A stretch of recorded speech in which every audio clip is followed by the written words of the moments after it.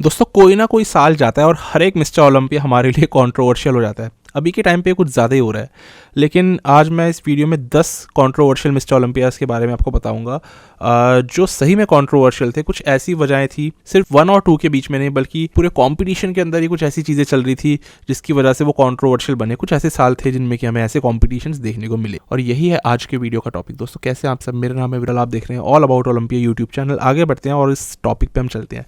दोस्तों आज से करीबन 4-5 साल पहले भी मैंने एक ऐसी ही वीडियो बनाई थी 10 मोस्ट कंट्रोवर्शियल ओलंपियास पे, पर तब से अब तक लगभग 5 साल से ज़्यादा बीत गए और इस दौरान हमने देखे 4 और नए मिस्टर ओलंपिया बनते हुए। और यही नहीं, इसके अलावा और भी मिस्टर ओलंपिया कॉम्पिटिशन्स थे जो मैंने उस वीडियो में मिस कर दिए थे, जिनकी बात मैं आज इस वीडियो में करने वाला हूँ। तो स्टार्टिंग कर लेते हैं फटाफट से, और वीडियो रखूंगा मैं शॉर्ट। तो फर्स्ट सबसे पहला मिस्टर ओलंपिया यहाँ पर हम लोग उठाएंगे, वो है 2021 का। 2 साल पहले की बात है जब बिग रैमी सेकेंड अपने टाइटल के लिए जा रहे थे, तो उस ओलंपिया को भी कंट्रोवर्शियल करार दिया गया था। और ऐसा हुआ था कि प्री जजिंग के फाइनल्स में बिग रैमी थे और ब्रैंडन करी थे। ब्रैंडन करी को सेकंड पर प्लेस दिया गया और बिग रैमी को जिता दिया गया था प्री जजिंग में ही। लेकिन बहुत सारे लोग ये मान रहे थे कि ब्रैंडन करी एक्चुअली में बहुत अच्छे दिखाई दे रहे थे और उनको जीत जाना चाहिए था। फाइनली जब अगले दिन फाइनल्स हुए तो ओवरऑल बिग रैमी इस टाइटल को ले गए। हैरानी की बात यह थी कि ये बिग रैमी वो नहीं थे जो हमने 2020 में देखे थे। अपने एब्सोल्यूट बेस्ट से वो इस बार कहीं ना कहीं दूर थे और उसके बावजूद भी इस कॉन्टेस्ट को जीत गए। साथ ही साथ कुछ कंट्रोवर्सीज इस कंपटीशन में रही थी हार्डी शूपन को लेकर के, जिन्होंने कि इस कंपटीशन में सिक्योर करी थी 3rd प्लेसिंग। और उस टाइम पर लोगों ने हार्डी शूपन को लेकर के ये सस्पेक्ट करना शुरू करा था कि इनके डेल्ट्स में सिंथॉल है, बिकॉज वो डेल्ट्स बहुत ही ज़्यादा पॉइंटेड थे, जो आज भी हैं, और उनके आर्म्स उतने ज़्यादा श्रेडेड नहीं दिख रहे थे जितने श्रेडेड उनकी चेस्ट दिखती है, जितने श्रेडेड उनके लेग्स और एब्स दिखते हैं, इंक्लूडिंग ऑब्लिक्स। तो यहाँ पर लोगों ने कहा कि नहीं, वो मज़ा नहीं है और हार्डी शूपन के साथ कुछ ना कुछ तो गड़बड़ चल रही है। इसके अंदर एक और प्रॉब्लम भी थी इस कॉन्टेस्ट में, जो थी हंटर लब्राडा को लेकर के। वो अचानक से इस कॉम्पिटिशन में 4th प्लेसिंग लेकर के आ गए और पीछे डाल दिया उन्होंने निक वॉकर को। बहुत सारे लोगों को ये अनफेयर लगा और आज तक भी लोग यही समझते हैं कि कैसे हंटर लब्राडा ने निक वॉकर को बीट कर दिया था इस कंपटीशन में। और निक इस वाले कंपटीशन में दावा कर रहे थे सीधा मिस्टर ओलंपिया जीतने का। ये इनका पहला मिस्टर ओलंपिया था और हंटर का था दूसरा, लेकिन निक वॉकर को यहाँ पर मिली 5वीं प्लेसिंग और बहुत सारे लोगों के सर के ऊपर से बात चली गई थी। तो ये 2021 मिस्टर ओलंपिया कंट्रोवर्शियल बन गया था। इसके बाद हम लोग 2019 की बात करेंगे। तो हाँ, 2019 का मिस्टर ओलंपिया भी कंट्रोवर्शियल था। कैसे? सबसे पहले तो एक रेनिंग चैंप शॉन रोडन उस टाइम पर एलिजिबल नहीं थे कम्पीट करने के लिए, और बहुत सारे लोगों ने इस चीज़ पर सवाल उठाए थे कि जब तक वो गिल्टी प्रूव ही नहीं हुए आपने उनको कंपटीशन से आखिर बाहर क्यों कर दिया। उनके ओलंपिया की जो कॉन्ट्रैक्ट था वो रिवोक कर दिया गया था और पूरे तरीके से उनको हटा दिया गया था एक कॉम्पिटिटर के पोस्ट से, और वो कम्पीट अब नहीं कर सकते थे, जबकि वो रेनिंग चैंपियन थे। लेकिन 2019 में चाह करके भी शॉन रोडन कम्पीट नहीं कर पाए, लेट शॉन रोडन, और ये एक इतिहास बन गया था। ऐसा इससे पहले कभी नहीं हुआ था। बहुत दुख की ये बात थी। तो इस वजह से लोगों ने उस ओलंपिया को बहुत ज़्यादा एक नेगेटिव रिव्यू दिया, फीडबैक दिया। इस कंपटीशन को पसंद कम इसलिए भी किया गया था क्योंकि इसके अंदर बहुत बड़े नाम एब्सेंट थे, जैसे फिल हीथ जैसे बॉडी बिल्डर्स और बिग रैमी भी। तो Shawn Rhoden, Phil Heath, big Ramy की प्रेजेंस ना होने के कारण ये कंपटीशन बन गया था एक बहुत ही लो ग्रेड मतलब लो पॉपुलैरिटी और कम कंपटीशन था इसके अंदर। इजीली ब्रैंडन करी को यहाँ पर जीत मिली और लोगों ने उनको बोल दिया एक गलती से बना हुआ मिस्टर ओलंपिया, यानी एक्सीडेंटली बन गए। यहाँ पर डोरिन येट्स, रॉनी कोलमैन ने उनको क्रिटिसाइज करा और ये बोला कि करी तो 6 वीक्स आउट लग रहे और हमारे ज़माने में अगर ये खड़े होते टॉप 10 में भी प्लेस ना हो पाते। ब्रैंडन करी को लोगों ने बोला कि फिल हीथ अगर इस साल आते 2019 में तो उनको हरा देते, और ब्रैंडन ने यहाँ पर बोला कि हाँ हरा देते, बट अगर वो आते तो यहाँ पर करी ने बहुत ही पोलाइटली इन चीज़ों को हैंडल करा जो क्रिटिसिज्म उनके ऊपर रहे। ब्रैंडन करी ने इसी साल 2019 में आर्नोल्ड क्लासिक जीता था, जिसमें कि अच्छी फिजिक दिखाई थी उन्होंने, पर 2019 के ओलंपिया तक आते आते वो उस वाली फिजिक के आसपास भी खड़े नहीं हो रहे थे और उनसे मच बेटर यहाँ पर लग रहे थे विलियम बोनैक, हार्डी शूपन। खैर, ब्रैंडन ने इस कॉम्पिटिशन को जीता और मानो या ना मानो इस कॉम्पिटिशन को ज़रा सी भी अपनी जो पॉपुलैरिटी मिली थी वो मिली थी हार्डी शूपन की वजह से, क्योंकि उन्होंने इस साल अपना डेब्यू किया था और लोग एक्साइटेड थे उनको लेकर के। इनफैक्ट उनको पीपल्स चैंप भी दिया गया, पर यहाँ पर सेकंड पर आए विलियम और थर्ड पे गए हार्डी शूपन। और इस वजह से भी एक और कंट्रोवर्सी बहुत बड़ी थी कि आखिरकार विलियम बोनैक ने भी हार्डी शूपन को कैसे हरा दिया, बिकॉज विलियम उतने वाइड नहीं थे जितने हार्डी दिख रहे थे, उतने ज़्यादा ग्रेनी और फाइबर वाली उनकी बॉडी नहीं थी। तो सीधा यहाँ पर जिन हार्डी शूपन से लोग जीतने की उम्मीद कर रहे थे उनको थर्ड पर डाल दिया गया। ये कंपटीशन बिल्कुल भी फेयर लोगों को नजर नहीं आया और इसके अंदर डोरिन येट्स जैसे लोगों ने भी बोला कि नहीं, हार्डी शूपन को एक्चुअल विनर होना चाहिए था। तो बहुत ही लो ग्रेड का कंपटीशन ये माना जाता है और कंट्रोवर्शियल भी, इसीलिए हमने इसको इस लिस्ट में रखा। इसके बाद हम लोग बात करते हैं 2018 के मिस्टर ओलंपिया की। तो ये कंपटीशन तो ऐसा था कि ना कोई भी जीतता ना ये कंट्रोवर्शियल होता, और शायद ज़्यादा बड़ा कंट्रोवर्शियल तब होता अगर इसको फिल हीथ जीत लेते, जो कि अपने 8वें टाइटल के लिए जा रहे थे। यहाँ पर फिल हीथ की विक्ट्री काफ़ी क्वेश्चनेबल थी, क्योंकि उनका एक जो गट था वो काफ़ी डिस्टेंडेड था, उनका अपने वेट पे कंट्रोल नहीं था। ऑल्दो फिल हीथ का ये कहना था कि पोज बाय पोज सारे पोजेज उन्होंने जीते हैं, मैक्सिमम पोज उन्होंने जीते हैं शॉन रोडन के अगेंस्ट, फिर भी कैसे शॉन रोडन को इसमें मिस्टर ओलंपिया बना दिया गया। और वहीं उस साल शॉन रोडन आए थे अपनी एक सबसे best supreme crisp sharp hard conditioning के साथ में। उनको हरा पाना आई थिंक इतना आसान नहीं था, और ये सब चीज़ें आप लोग भी मानते हैं, पूरी कम्युनिटी ने चीज़ मानी कि शॉन रोडन ठीक जीते थे। लेकिन पोजेस की बात करें तो बहुत सारे पोजेस में यहाँ पर फिल हीथ एक्चुअली में शॉन रोडन को हरा रहे थे, तो बहुत ही कॉन्ट्रोवर्शियल सा मिस्टर ओलंपिया बन गया था उस समय पर। तब तो लोग काफ़ी फेवर में थे शॉन रोडन की जीत के, लेकिन आज लोग ये कह रहे हैं कि फिल हीथ भी इस कॉम्पिटिशन को जीत सकते थे। इसमें मैं आप लोगों की राय जानना चाहता हूँ, आपको क्या लगता है यहाँ पर 8वां टाइटल फिल को जाना चाहिए था या फिर शॉन रोडन इसके सही विनर बनाए गए थे। इसके बाद अगला कंपटीशन दोस्तों 2013 मिस्टर ओलंपिया। इस कंपटीशन को कंट्रोवर्शियल कहना सही में बड़ा ही मुश्किल है, क्योंकि यहाँ पर फिल हीथ जो थे वो एक तरफा जीत रहे थे, और इतना एक तरफा के जजेस ने उनको सबसे पहला प्री जजिंग का कॉल आउट करवा के ही कोने में खड़ा कर दिया था। इसका ये मतलब हुआ कि आप तो हमारे क्लियर चैंपियन हो, इसमें कोई दोहराई नहीं है। तो फिर कंट्रोवर्सी हुई कहाँ? कंट्रोवर्सी दोस्तों इसमें हुई थी सेकंड एंड थर्ड प्लेसिंग पे। यहाँ पर सेकंड पे आए थे काई ग्रीन, थर्ड पे चले गए थे डेनिस वॉल्फ। लेकिन लोग आज तक भी ये मानते हैं, और बहुत सारे वहाँ पर ओलंपिया देख रहे लोगों ने ये बात बोली थी कि काई ग्रीन सेकंड प्लेस के लायक भी नहीं थे, क्योंकि सही में उस साल डेनिस वॉल्फ लग रहे थे इनक्रेडिबल, और या फोटोज में भी देख सकते हो बहुत ही बढ़िया उनकी शेप थी, और डोमिनेट कर रहे थे साइज के अंदर काई ग्रीन को, और डेफिनेशन के अंदर भी। डेनिस का डेफिनेटली एक लेगिंग बॉडी पार्ट था जो थी उनकी बैक, लोअर बैक, लेकिन उस साल उनकी लोअर बैक भी बहुत अच्छी नजर आई, और ओवरऑल साइज में, कंडीशनिंग में और ग्रिडीनेस में उन्होंने काई ग्रीन को वहाँ पर काफ़ी अच्छा एक टक्कर दी थी। तो बहुत सारे लोग यहाँ पर डेनिस वॉल्फ के सेकंड आने पे फेवर कर रहे थे, लेकिन काई ग्रीन को यहाँ पर जिता दिया गया उनसे ऊपर। और यहाँ पर एक और चीज़ दोस्तों ध्यान देने वाली, काई ग्रीन का गट काफ़ी ज़्यादा दिख रहा था, तो इसलिए भी यहाँ पर लोगों ने इस वाले ओलंपिया को कंट्रोवर्शियल करार दिया। दोस्तों वीडियो में आगे बढ़ने से पहले हम फटाफट से एक प्रोडक्ट के बारे में बात कर लेते हैं।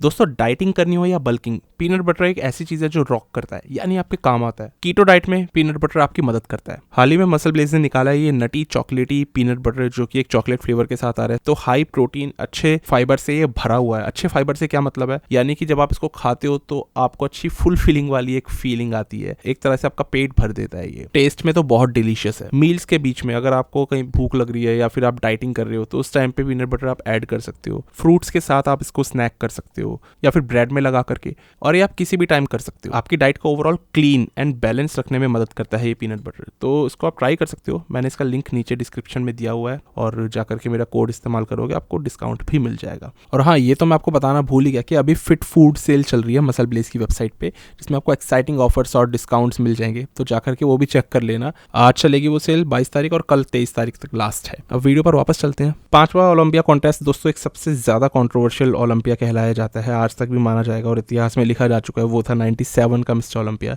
जिसमें कि डोरी नेट्स आते हैं इस उम्मीद के साथ कि अपना 6th टाइटल वो जीत जाएंगे, और ऐसा हुआ भी। लेकिन डोरी नेट्स थे एक तरह से रैग्ड, मतलब कि बहुत ज़्यादा तकलीफ में थे, टूटे फूटे एक तरह से कह लो, क्योंकि उनका ट्राइसेप इंजर्ड हो गया था लेफ्ट हाथ का, और उसी लेफ्ट हाथ का उनका बाइसेप भी टीयर था जो 94 में हुआ था। तो बहुत ही ज़्यादा वो अनबैलेंस्ड से दिख रहे थे। और डोरी नेट्स के साथ ऐसा हुआ था कि ओलंपिया से 6 हफ्ते पहले उनको इंटरनल ब्लीडिंग हुई थी उनके स्टमक में, और बहुत ज़्यादा प्रॉब्लम में चले गए थे। वजह ये थी कि उन्होंने कॉर्टिसोन नामक एक इंजेक्शन दिया था, जो कि कॉर्टिकोस्टेरॉइड का इंजेक्शन होता है, बेसिकली इन्फ्लामेशन को वो कम करता है। और डोरिन के अंदर इन्फ्लामेशन कम करने की ज़रूरत इसलिए उनको पड़ गई क्योंकि उनके शोल्डर्स, उनके ट्राइसेप्स, उनके बाइसेप्स काफ़ी ज़्यादा इन्फ्लेम्ड चल रहे थे कई सालों से। और वो कॉर्टिकोस्टेरॉइड ने करा ये कि इन्फ्लामेशन तो ज़रूर घटा के दी, लेकिन साथ ही साथ उन मसल टिश्यूज़ को वीक कर गया। और 3 हफ्ते जब बचे थे ओलंपिया आने में, तो डोरी नेट्स का एकदम से ट्राइसेप टूट गया, क्योंकि वो मसल टिश्यू काफ़ी वीक हो गया था, और ऐसा ट्रेनिंग करते वक्त, ट्राइसेप लगाते वक्त उनका वो टूट गया था। तो अब वो बहुत ही ख़राब दिख रहे थे। उनका वो हाथ जो था उसमें सूजन आ गई थी, पानी भर गया था, स्वेलिंग आ जाती है ना, अगर कोई मसल आपकी, मान लो आपका मांस फट जाए तो क्या होता है, स्वेलिंग आती है। ये चीज़ उनके साथ हो गई। अब कोई आदमी इस तरह मिस्टर ओलंपिया खेले तो कैसे खेले, तो इसलिए उनके लिए वाला कॉम्पिटिशन जीतना बड़ा ही चैलेंजिंग था। लेकिन प्रॉब्लम यहाँ पर नहीं थी, प्रॉब्लम ये थी कि नेल्सन बाटी उस साल बेस्ट आए थे और डोरी नेट्स आए थे उस साल वर्स्ट, लेकिन फिर भी वो उस कॉम्पिटिशन को जीतने में कामयाब रहे। इतने सारी खामियों के साथ भी आखिरकार डोरी ने इस कंपटीशन को जीत ही लिया। तो ये एक रीज़न था, लेकिन इसके अलावा एक और दोस्तों बहुत बड़ा रीज़न था, वो थे फ्लेक्स व्हीलर का ना आना। उस साल फ्लेक्स व्हीलर को खेलना था असल में, लेकिन उन्होंने ये रीज़न दिया कि उनकी लड़ाई हो गई थी कुछ ऐसे लोगों से जिन्होंने कि हाथ में बंदूक तानी हुई थी, और फ्लेक्स व्हीलर क्योंकि मार्शल आर्टिस्ट थे तो उन्होंने लड़ाई झगड़ा करके उन लोगों को गिरा दिया, पटक दिया, और उसके बाद वो लेकिन खुद इतने इंजर्ड हो गए कि ओलंपिया में कम्पीट नहीं कर पाए। और यही इस साल के इस ओलंपिया के एक और कंट्रोवर्शियल होने का एक बड़ा रीज़न बना, क्योंकि शॉन रे ने बोला था कि ऐसा कुछ नहीं हुआ है, ये सारी बेकार की चीज़ें हैं जो फ्लेक्स व्हीलर बोल रहे हैं, और वो असल में इसलिए नहीं आया ओलंपिया खेलने क्योंकि उनके कैफ्स में सिंथॉल है। और शॉन रे ने पूरे साल सिंथॉल वाली बात इतनी उछाली थी फेडरेशन के अंदर कि अब फाइनली ओलंपिया वाले चेक करने वाले थे फ्लेक्स व्हीलर को कि एक्चुअली में वो सिंथॉल कैरी कर रहे हैं कि नहीं अपने कैफ्स में। अगर होता तो उनको डिस्क्वालीफाई कर देते, और इसी डर से, इसी डिस्क्वालिफिकेशन के डर से फ्लेक्स व्हीलर नहीं आए और ये तरह तरह की कहानियाँ बना डाली। ऐसा कहना था शॉन रे का। अब ये नहीं मालूम आज तक भी कि फ्लेक्स व्हीलर का सही में कोई लड़ाई झगड़ा हुआ था कुछ ऐसे लोगों से जिन्होंने हाथ में गन पकड़ी हुई थी, या फिर सच में इस सिंथॉल की वजह से, इस डर के मारे वो नहीं आए ओलंपिया में कम्पीट करने के मेरे को पकड़ लिया जाएगा, मेरी चेकिंग हो जाएगी। तो ये आज तक भी एक बड़ा सस्पेंस बना हुआ है। पर हाँ, ये भी एक बहुत बड़ा कंट्रोवर्शियल होने का एक रीज़न था उस साल 97 के ओलंपिया का, और फ्लेक्स व्हीलर हमेशा इस क्वेश्चन से बचते हैं। तो काफ़ी कंट्रोवर्शियल रहा था फ्लेक्स का इस कॉम्पिटिशन में ना दिखाई देना। सेकेंडली डोरी नेट्स का यहाँ पर नेल्सन बाटी को हरा करके अपनी 6th और फाइनल टाइटल को जीत जाना। इसके बाद 94 मिस्टर ओलंपिया दोस्तों, डोरी नेट्स ने अपना तीसरा सैंडो इस साल जीत तो लिया था, लेकिन शॉन रे जो सेकंड आए थे उन्होंने हल्ला काट दिया था। वैसे भी शॉन रे अक्सर इन्हीं सब चीज़ों के लिए जाने जाते रहे हैं आज तक भी। शॉन का यहाँ पर नाखुश होने का रीज़न ये था क्योंकि डोरी नेट्स अब कहीं से भी एक परफेक्टली लुकिंग मिस्टर ओलंपियन नहीं लग रहे थे। रीज़न ये था कि उनका बाइसेप टीयर हो गया था 6 हफ्ते पहले कॉम्पिटिशन से, और इसीलिए एक इम्बैलेंस नज़र आ रहा था उनकी फिजिक में फ्रंट डबल बाइसेप करते वक्त, और इसी इम्बैलेंस के लिए डोरी नेट्स जाने गए हैं आखिर तक भी अपने करियर में। यहाँ पर शॉन रे ने का बॉडी बिल्डिंग फिर आखिर गेम किस चीज़ का है, सिर्फ साइज़ का और मास का, और इसके अलावा आप कोई और चीज़ नहीं देखते हो, क्योंकि डोरी नेट्स अब एक परफेक्ट फिजिक से काफ़ी दूर चले गए थे और शॉन रे बहुत ही बेस्ट दिख रहे थे। तो रे का ये मानना था कि उनको ये वाला साल जीतना चाहिए था, और शॉन रे के साथ साथ यहाँ पर बॉब चिक्रालो भी इसी चीज़ में मानते हैं कि उस साल शॉन इस टाइटल के असली हकदार थे। बाकी आप बताओ, आपको लगता है 94 में डोरी नेट्स ज़्यादा अच्छे दिख रहे थे या फिर शॉन रे? पर्सनली मेरे हिसाब से शॉन रे भी बहुत अच्छे थे, और ये जजेस का एक कॉल था कि उन्होंने वहाँ पर डोरी नेट्स को चुना। तो दोनों ही बहुत अच्छे थे अपनी अपनी जगह। मैं आपके इसमें विचार जानना चाहता हूँ, आपको क्या लगता है कौन था उस साल का असली विनर? इसके बाद दोस्तों 7वां नंबर 1990 यूएस कांग्रेस एक लॉ पास करती है कि जो एनाबॉलिक स्टेरॉइड्स है उन पे अब एक कंट्रोल लगाया जाएगा, और उसके तहत उन्होंने एक एक्ट पास करा जिसका नाम था एनाबॉलिक स्टेरॉइड कंट्रोल एक्ट, जिसके हिसाब से जितने भी ये सब्सटेंसेस हैं, विंस्ट्रॉल और ट्रेनबोलॉन और जितने भी तरह के ओरल या फिर इंजेक्टेबल स्टेरॉइड्स, इन सबको अब बैन कर दिया जाएगा, और आप कॉम्पिटिशन्स में, बॉडी बिल्डिंग कॉन्टेस्ट में इनको यूज़ नहीं कर सकते। तो उस साल का आर्नोल्ड क्लासिक भी कुछ इसी तरीके से हुआ था, और यहाँ पर शॉन रे पकड़े गए थे विंस्ट्रॉल लेते हुए, तो उनको आर्नोल्ड क्लासिक बनने के बाद भी कंपटीशन से उनका नाम हटा दिया गया था, और वो ट्रॉफी उनसे लेकर के, प्राइज मनी उनसे लेकर के माइक एशले को दे दिया गया था जो सेकंड आए थे। तो ऐसा ही कुछ दोस्तों हुआ था 1990 के मिस्टर ओलंपिया में भी। ये एक ऐसा कॉम्पिटिशन बना जिसमें कि ड्रग टेस्टिंग हुई थी, और सिर्फ यही एक ऐसा कॉम्पिटिशन था जिसमें कि ड्रग टेस्टिंग हुई थी, क्योंकि इसके बाद ऐसा कभी कोई कॉम्पिटिशन हुआ ही नहीं। तो स्टेरॉइड टेस्टिंग जब हुई ना, तो इसके अंदर कई सारे बॉडी बिल्डर्स थे जो फेल हो गए। इसके अंदर नाम आता है बैरे द मे का, Mohammed Benaziza, J Marsh, Van Wolcott Smith and Vince Comerford. तो ये सारे बॉडी बिल्डर्स का एकदम से बाहर हो जाने की वजह से ये कंपटीशन बहुत ही अजीबोगरीब सा हो गया था, और जो कॉम्पिटिटर्स बचे भी थे जैसे कि ली हैने, ली लब्राडा, शॉन रे, ये लोग बहुत ही ख़राब दिख रहे थे। ये लोग अपनी बेस्ट शेप से कहीं और ही चले गए थे, क्योंकि इस वाले कंपटीशन में सारे बॉडी बिल्डर्स बिल्कुल आखिरी टाइम तक ड्रग्स यूज़ नहीं कर पाए थे, और एक बहुत अच्छी शेप, एक हार्डनेस, एक टाइटनेस, वो सारी चीज़ें अब नज़र नहीं आ रही थी उन लोगों में, और बहुत ही फ्लैट और सॉफ्ट फिजिक उनकी दिख रही थी। तो ये 1990 का मिस्टर ओलंपिया बहुत ही बेकार गया, एक ड्रामे से भरा हुआ मिस्टर ओलंपिया था, क्योंकि इतने सारे बॉडी बिल्डर्स बाहर हो गए थे, और सही में एक ऐसा सा कंपटीशन था जिसमें कि बॉडी बिल्डर्स के हिसाब से उन पर एक ज़्यादती हुई थी। तो कंट्रोवर्शियल हमेशा फर्स्ट और सेकंड के बीच में नहीं होता, कंट्रोवर्शियल और भी बहुत सारी चीज़ों की वजह से बन सकता है एक शो, जो कि एक ये कंपटीशन एग्जाम्पल सेट करता है। तो इसलिए मैंने आपको बताया, ये इस बार की वीडियो थोड़ी सी अलग इस तरीके से चल रही है, और ये कंपटीशन सही में ऐसे हैं जो कि आज हम भूल गए, पर उस टाइम पे बहुत ही ज़्यादा बेकार कॉन्टेस्ट में से माने गए थे। 1984 मिस्टर ओलंपिया दोस्तों, ली हैने ने अपना पहला ओलंपिया टाइटल जीता और मोहम्मद मैकावे चले गए थे सेकंड नंबर पर। इसके अंदर कंट्रोवर्सी इन दोनों एथलीट्स के बीच में नहीं हुई थी, बल्कि बॉब पेरिस के लिए हुई थी, जो कि 7वें नंबर पे चले गए थे। बॉब पेरिस ने दोस्तों एक डेफिनेटली बहुत ही अमेजिंग फिजिक अपनी दिखाई उस साल, और कई सारे लोग ये मानते थे कि उनको 7वें नंबर पर नहीं आना चाहिए था। ऑल्दो बॉब पेरिस तो ये मानते हैं कि मुझे तो सीधा मिस्टर ओलंपिया जीत जाना चाहिए था। सोचो एक 7वें नंबर का एथलीट ये कहता है, वो नजर आ रहा है। और सही में उनकी प्लेसिंग ऐसी थी जो अगर जीतने वाली नहीं भी थी तो फैंस ये मान रहे थे एटलीस्ट इनको बहुत हाई प्लेस होना चाहिए था। तो ये कॉन्टेस्ट बहुत ही अजीबोगरीब सा गया था और किसी को भी आज तक ये समझ नहीं आया कि आखिर क्यों बॉब पेरिस इतना ख़राब प्लेस करे गए और सीधा 7वें नंबर पे डाल दिए गए 1984 में। इसके बाद दोस्तों अगला कंपटीशन आता है 1985 का, जिसमें कि एक बहुत ही एजिड बॉडी बिल्डर कम्पीट कर रहे थे जिनका नाम है एल्बर्ट बेकल्स। एल्बर्ट बेकल्स पे मैंने एक बायोग्राफी पूरी की पूरी बना भी रखी 27 मिनट की, तो वो आप देख सकते हो। लेकिन एल्बर्ट बेकल्स उस टाइम पे आए थे सेकंड, उनकी लाइफ की वो बेस्ट फिजिक थी और ली हैने इस वाले कंपटीशन को दूसरी बार जीते थे। लेकिन एल्बर्ट बेकल्स आज भी ये मानते हैं कि वो एक्चुअल विनर थे इस कंपटीशन के और ना कि ली हैने, क्योंकि एल्बर्ट की फिजिक ज़्यादा फुल थी, ज़्यादा हार्ड थी और बहुत ही डीप सेपरेशन के साथ भरी हुई थी। वहीं ली हैने वो भी अच्छे थे, पर उस जमाने में वो उतने बड़े नहीं हुआ करते थे जितने बड़े वो डोरी निट्स के साथ खड़े हुए 92 में दिखते थे। ऑल्दो आपको पता होगा दोस्तों ली हैने ने भी एक बहुत अच्छे इंप्रूवमेंट दिखाए थे 1984 और 85 में, लेकिन फिर भी एल्बर्ट बेकल्स मानते हैं आज भी वो इस कॉम्पिटिशन के एक्चुअल विनर थे। और सही बताऊँ, अगर वो उस कॉम्पिटिशन को उस ज़माने में जीत जाते ना तो उस टाइम पर वो सबसे एजिड मिस्टर ओलंपिया कहलाते, क्योंकि उस समय पर एल्बर्ट बेकल्स की एज थी 49। तो उस टाइम पे सेकंड आए, लेकिन फर्स्ट आते तो 49 ईयर्स का मिस्टर ओलंपिया भी आज हमें देखने को मिलता है और ये रिकॉर्ड फिर और कोई नहीं तोड़ पाता। फिलहाल लेट शॉन रोडन इस रिकॉर्ड को होल्ड करते हैं, क्योंकि जब वो मिस्टर ओलंपिया बने थे तो वो 43 साल 5 महीने के थे। और सबसे ज़्यादा aged mister Olympia Chris Dickerson के बाद में यही माने गए, क्योंकि क्रिस डिकर्सन भी 43 ईयर्स लेकिन 2 महीने के थे जब मिस्टर ओलंपिया बने थे। तो यहाँ पर एल्बर्ट बेकल्स तो मिस्टर ओलंपिया नहीं बन पाए, लेकिन वो इस वजह से इस ओलंपिया कॉन्टेस्ट को कहते हैं अनफेयर, और इसीलिए कि ये कॉन्ट्रोवर्शियल कॉन्टेस्ट भी बन जाता है। इसके बाद आता है दोस्तों एक बहुत ही ज़्यादा कॉन्ट्रोवर्शियल मिस्टर ओलंपिया, जो अभी से करीबन 9 साल पहले हुआ था, और उसके बारे में अगर कोई ना जाने तो फिर उसको बॉडी बिल्डिंग के बारे में ज़्यादा नहीं पता। ये था 2014 मिस्टर ओलंपिया। फिल हीथ और काई ग्रीन टकरा रहे थे और ये फाइनल बैटल थी इन दोनों के बीच, क्योंकि इसके बाद ये दोनों कभी नहीं दिखाई दिए एक साथ। तो फिल हीथ इस कॉन्टेस्ट को जीतने में कामयाब रहे और बन गए 4 टाइम मिस्टर ओलंपिया, और काई ग्रीन इस चीज़ से बिल्कुल नाखुश थे। काई ग्रीन तो नाखुश थे, उनके साथ में उनके कोच जॉर्ज फेरा बहुत ज़्यादा दुखी हुए, और बाकी सारे फैंस, एक तरह से पूरी की पूरी पलटन, पूरी भीड़ यहाँ पर फिल हीथ के खिलाफ थी, क्योंकि सब लोग मानते थे कि काई ग्रीन उस साल ज़्यादा अच्छे लग रहे थे और उन्हीं को ये कॉन्टेस्ट जीतना चाहिए था। ऑल्दो फिल हीथ ने इस कॉन्टेस्ट को भी एक परफेक्ट स्कोरिंग से ही जीता, लेकिन आज तक भी बहुत सारे लोग क्वेश्चन करते हैं फिल हीथ की इस विक्ट्री को। और ये साल इसलिए भी कंट्रोवर्शियल था क्योंकि यहाँ पर एक ऐसी बॉडी बिल्डिंग मूवमेंट हमें देखने को मिली जो आज तक भी कभी नहीं देखने को मिली है, और वो था फिल हीथ और काई ग्रीन की स्टेज पे फाइट होते होते रह गई थी।